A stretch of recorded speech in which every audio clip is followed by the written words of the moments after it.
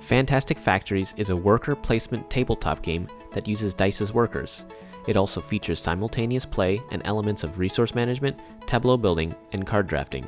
It supports 2 to 5 players and takes between 45 to 60 minutes to play. You compete against other players to see who can build the most efficient set of factories in the shortest amount of time. Players roll their dice, run their factories, and sabotage their way into industrial dominance. The goal is to get 15 victory points as fast as possible. Each turn is split into 2 phases, night and day. The first half of the turn is the day shift. During the day shift, players roll their dice and place their workers simultaneously. This simultaneous play allows the game to flow quickly and minimizes player downtime. Each player begins with a set of basic actions. You can build to construct a building using a blueprint card. You can research to draw additional blueprint cards. You can mine to gain steel resources. And finally, you can generate to gain energy resources. Notice that none of the basic actions give you victory points, so in order to win, you'll need to build factories that do produce victory points. Let's see how a couple turns go. The first thing we'll want to do is to build something. In our hand, we have a nuclear plant.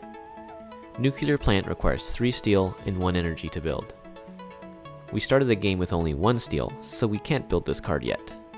Luckily, actions can be performed in any order, so we can actually place some workers on mine and gain the steel resources we need this turn. Now that we have enough resources, we can activate the build action using a matching pair of dice and build nuclear plant. After building nuclear plant, we can even use it the same turn we built it, but we've already placed all our dice, so we'll have to wait until next turn. Once all players are finished with their day shift, they select an action card and place it face down to signal the end of the day. Then the night shift begins, but we'll cover that later. At the beginning of the next day shift, we pick up all our dice and roll again. Oh look, we rolled a 6. We can go ahead and place that worker on nuclear plant, which requires a single die with a value of 6. In return, nuclear plant produces 1 victory point and 1 energy. As the game progresses, players build out their compound with more advanced factories. Each factory or building has a unique set of worker and resource requirements in order to produce an effect. Each day phase is like a mini puzzle. Players have to figure out the optimal placement of workers and utilization of resources in order to build out their factory engine or maximize output of victory points. Since actions can be taken in any order, the possibilities are endless. For example, this player is building a concrete plant, which requires a pair of matching workers to activate. Using dexterity, the player is able to modify a worker's value in order to create the matching pair needed to activate concrete plant. Once everyone is finished placing their workers, the day shift is over and the night shift begins. During the night shift, players take turns revealing a chosen action card. That action card might be as innocent as going to the marketplace to get a new blueprint card.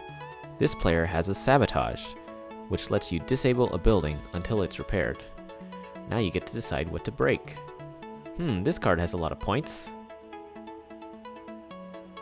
Sorry, Potato Cat.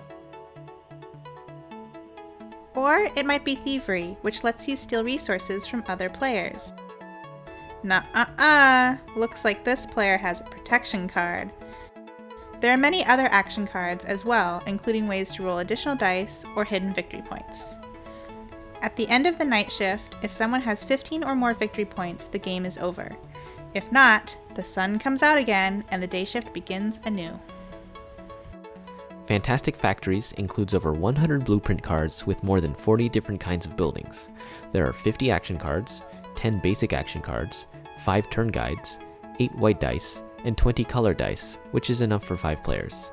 It also comes with tokens, including 25 steel resources, 50 energy resources, 50 victory points, and a player turn indicator.